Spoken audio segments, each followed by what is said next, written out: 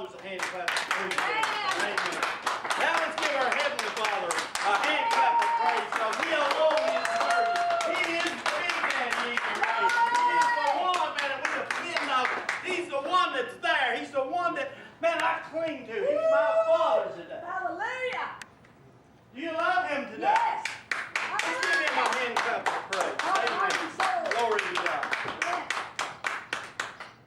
No, Jack, he hadn't thought of the old man in a long, long time. Fact is, it had been years since he had thought of the old man. Fact is, Jack used to be real close to the old man, Ray, but college got in the way, and then girls got in the way, and then marriage and a child got in the way between him and the old man. Fact is, he had moved all the way to California, all the way across the United States, and he hadn't thought of the old man in so long, and he couldn't even remember the last time he had seen the old man. And his thoughts, as he was reflecting, was interrupted by a phone ringing, and he picked up the phone, and it was his mother. And he hadn't seen her in 2 years.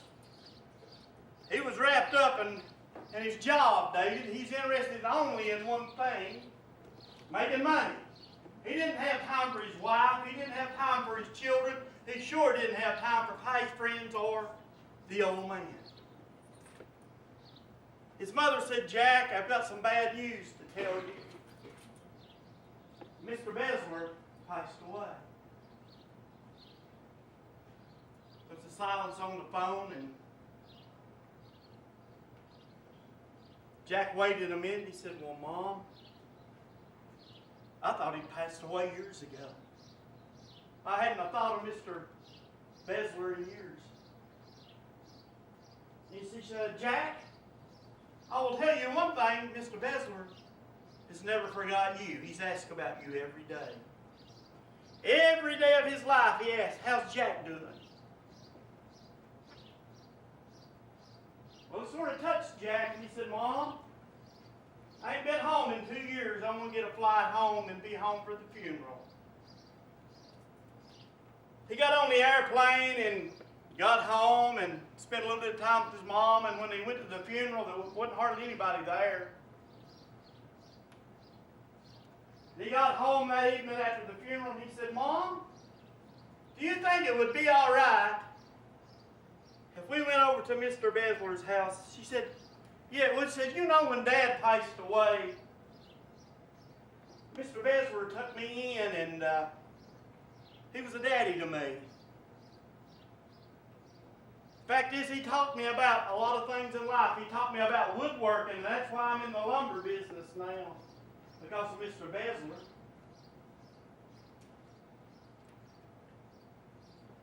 So they went over to the house, and it's like getting into a time machine.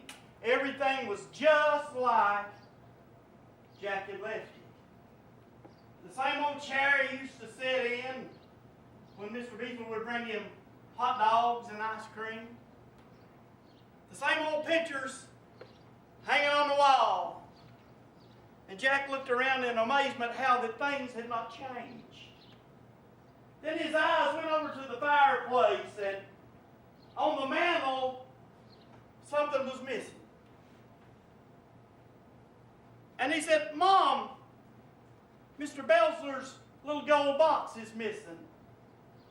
He said that was the most precious thing that he had in life, was that little gold box. He said that little gold box meant more to him than anything. Do you reckon one of his relatives has gotten it? He said, well, I don't know, Jack.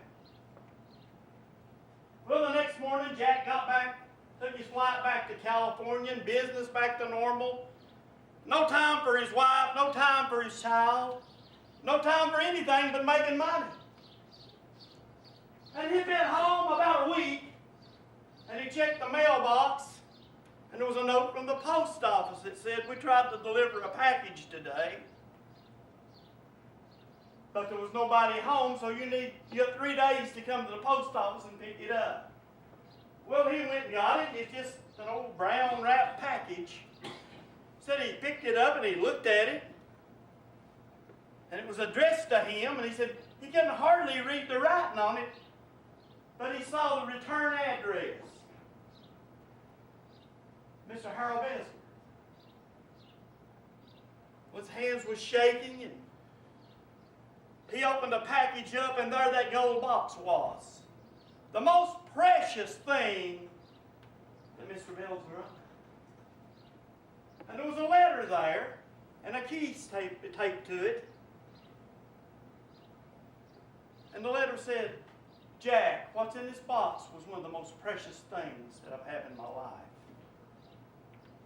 And this is the key to it.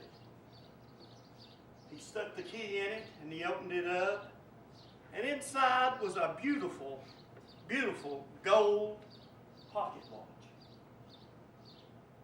It's the most beautiful pocket watch he'd ever seen, and inscribed into it was these words. Jack, thank you for the time you spent with me when you were a child. It's the most precious thing I've ever had in my life. By then, the tears began to flow down his face. And he picked up the phone and he called the office and he told the secretary, Janet, he said, Janet, I'm not going to be in for a couple of days. She said, something wrong? No, I just need to spend time with my family.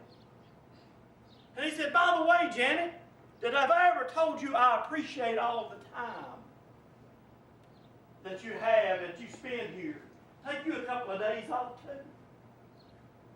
You see, Mr. Besler was not Jack's father, but he was his daddy, wasn't he? Because he taught him the right things.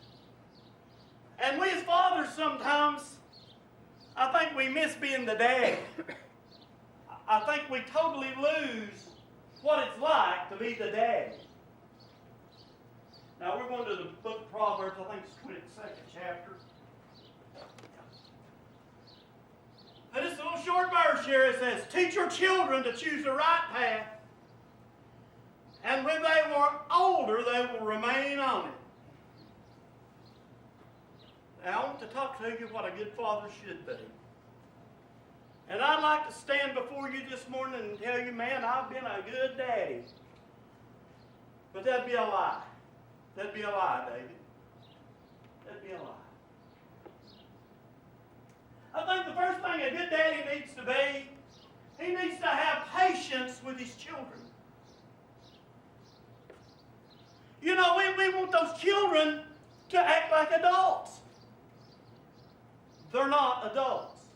They're not sour and bitter from all the events of life. Man, they're excited about a bug crawling across the yard. They see a butterfly, man, their heart's just a flitter and they're chasing a butterfly. But now we done got older and sold up and we want them to act more mature. But we need to reflect back that when we were children. Now, when my children were younger, Brian was my firstborn. And I guess I had less patience with Brian than I did Melissa, who came next. And then I guess I had less patience with Melissa than I did Jessica. As they progressed on, I think I got a little bit more patient and mellowed a little bit myself. Now Brian thought he was a combination of Spider-Man, some $6 million man, and Kung Fu. And everywhere Brian wanted to do, he wanted to kick something. I mean, he's going down to him head kicks, all them kicks that you can imagine. He was kicking something. Now, me being a dad, I said, gosh, son, I wish you'd mature a little bit. Well, he kicked a hole in the wall. And needless to say, I was not a happy dad. I said, okay, you want to take your money and fix the wall. I wish I could have done that over, David. I wish I could have done that over and said, Brian, it's all right. We'll fix the wall. I wish I'd had had more patience with him. I wished I'd had more patience with Melissa. Oh, if ever I went to throttle a youngin', I went to throttle Melissa. Melissa would fry my nerves sometimes. Now, Jessica, I seem to have more patience with Jessica. I don't know why, but I seem to have patience with her. Maybe, like I said, I'm mellow. But a good father should have patience with his children. And when they come home with a B or a C on a report card, don't go crazy. Because I assure you, I did. I did. And I'm sorry, Brian. I'll say that to your face. I'm sorry that I didn't have any more patience with you than I did. And I really needed to have that. Fathers need to learn to have patience.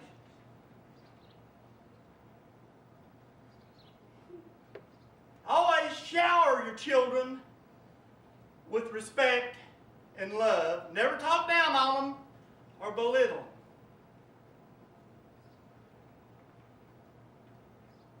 Sometimes, and boy, I sure hope I don't get in a whole lot of trouble, we give a nickname to our children that we probably shouldn't. And we call them that nickname, and really that's belittling them. I had the jar fly. I had the goose. And I had Miss Pookie over here. Thank you for not saying the other one. Yes. Yes. I did have a little bit of tact there, didn't I? Calling them those names. I didn't do it out of meanness, but if I was looking at it from their viewpoint, I wasn't showing them a lot of respect, was I saying? We need to respect our children.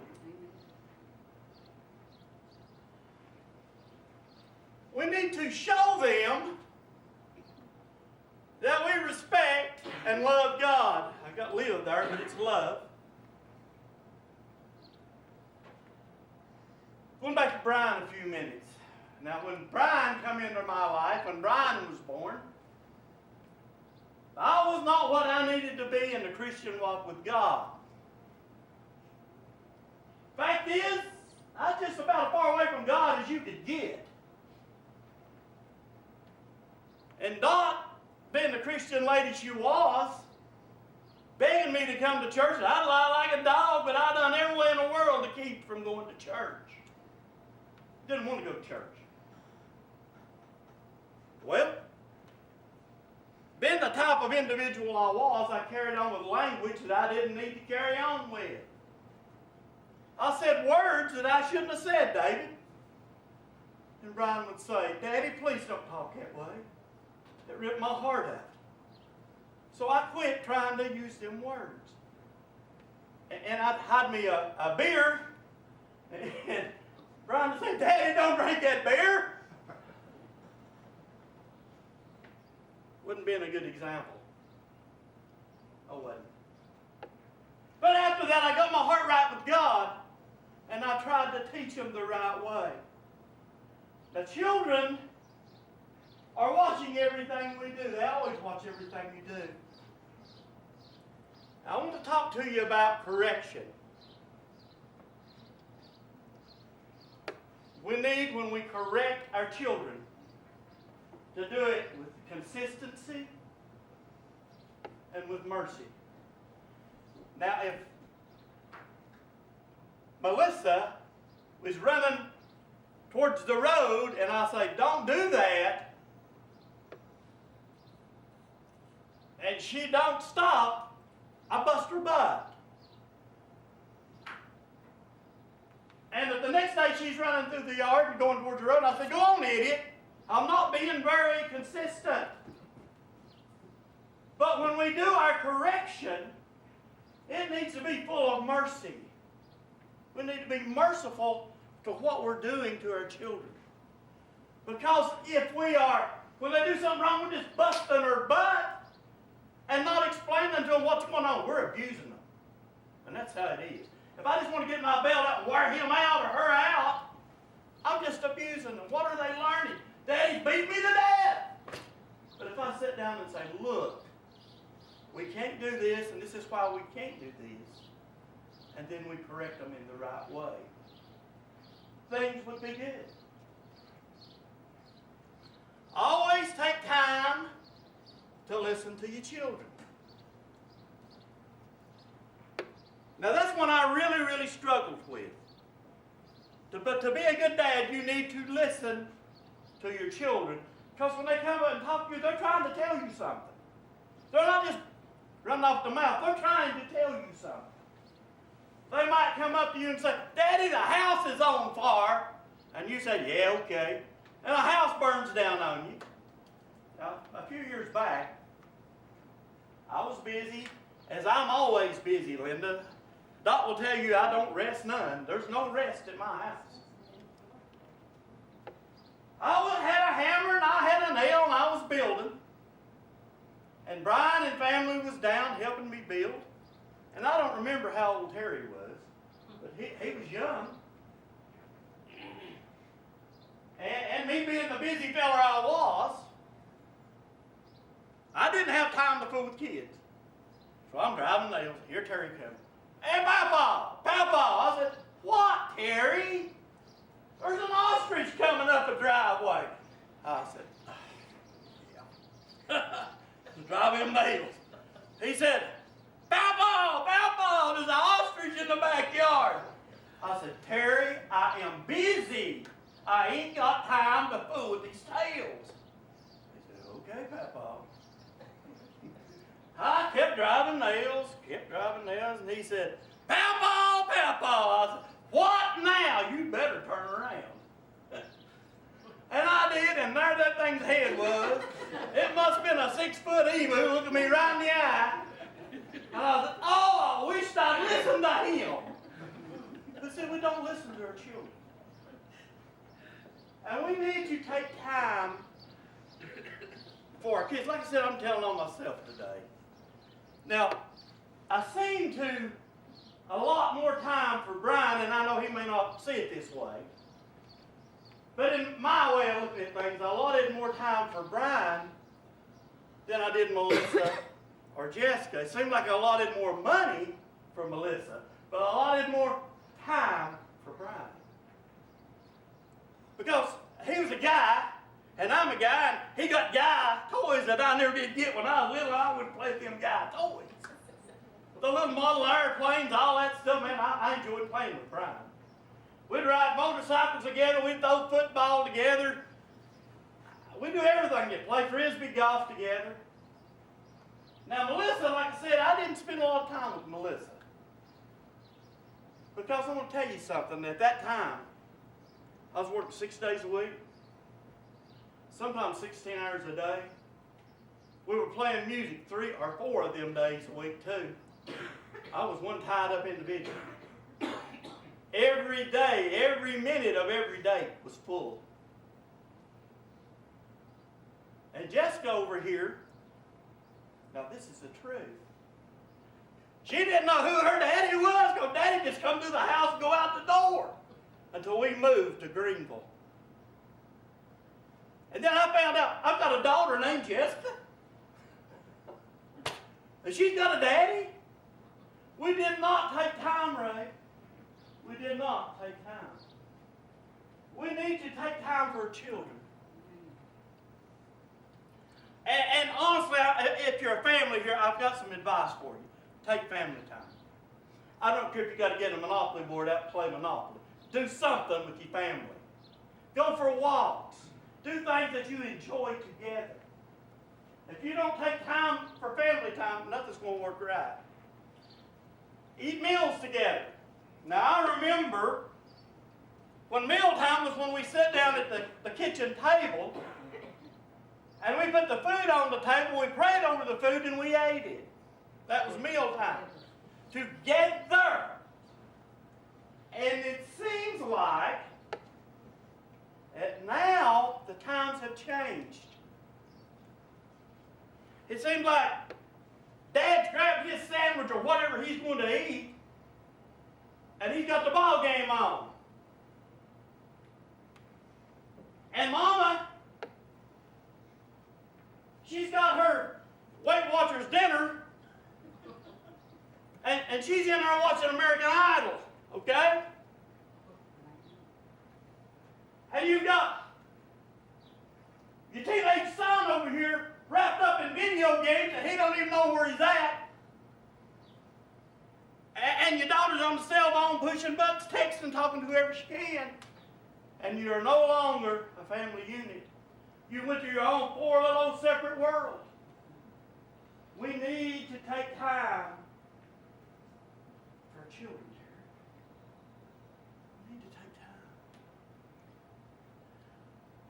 We need to have prayer and Bible study together. And I've slacked off on that somewhat. But every night we used to have family prayer and Bible study, didn't we, Doc? Well, the children moved off, got married, and we still got Jessica, and Jessica works evenings most of the time. I come from a rough home at the Best Limit. And I didn't know if my daddy loved me. I didn't know if my mom. I never heard anybody love me till I was over 40 years old, other than Doc and the kids.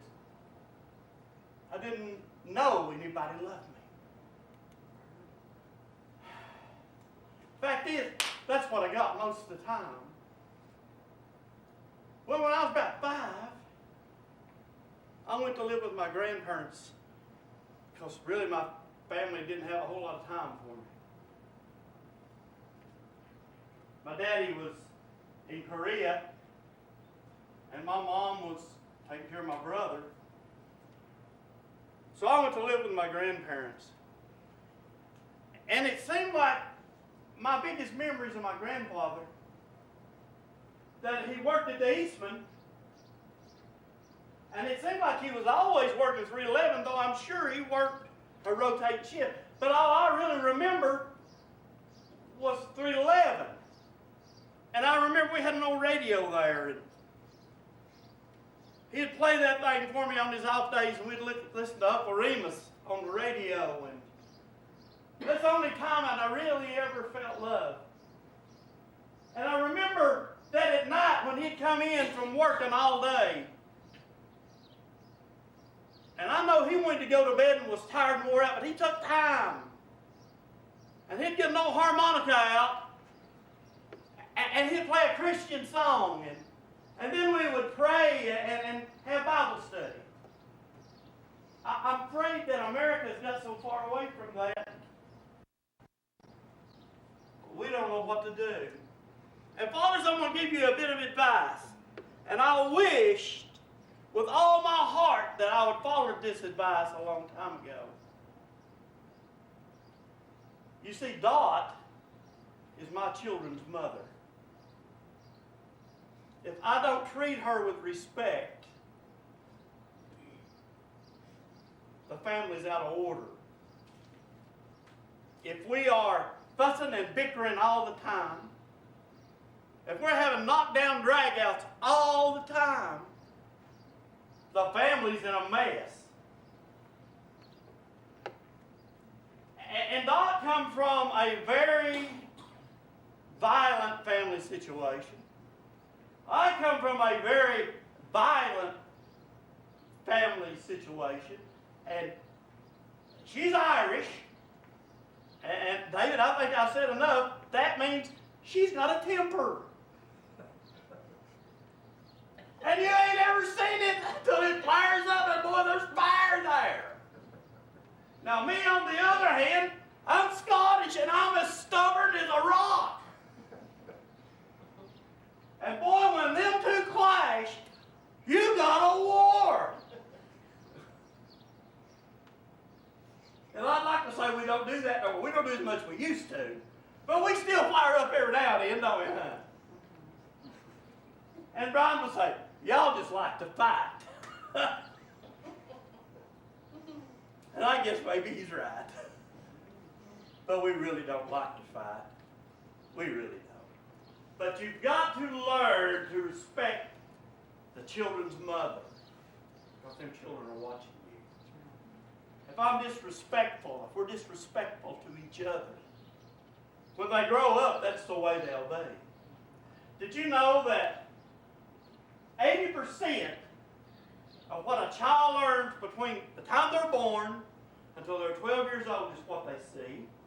What they see. Not what they hear, but what they see. So,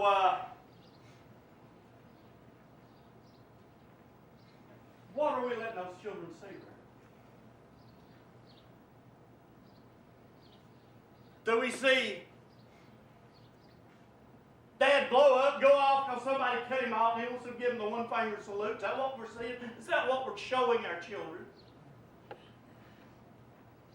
Do we see when we pull into Walmart and somebody beats us to the parking place and we want to leave them bloody on the ground?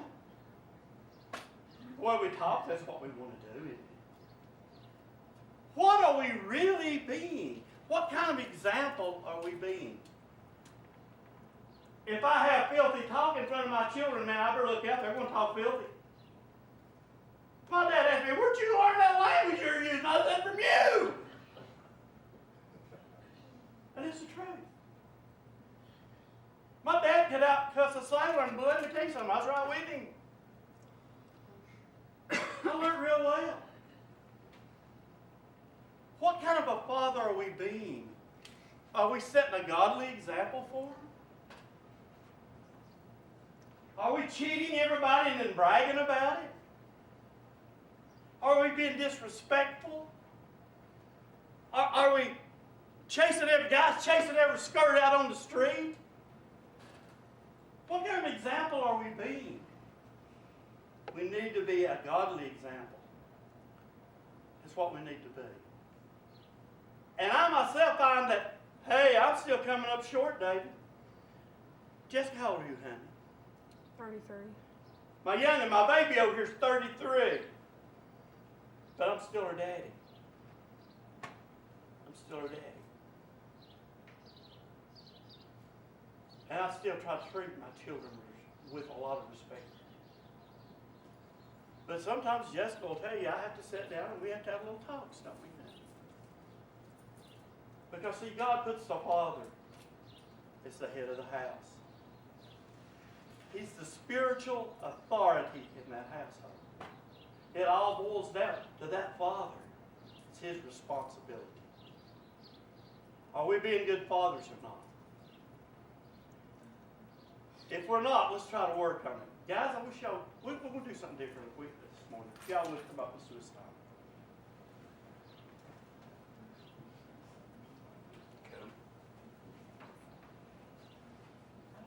We're in our daddy's house this morning, all right?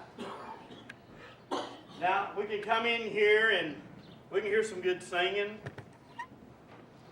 We can come in here and hear me tell tales and tell on myself.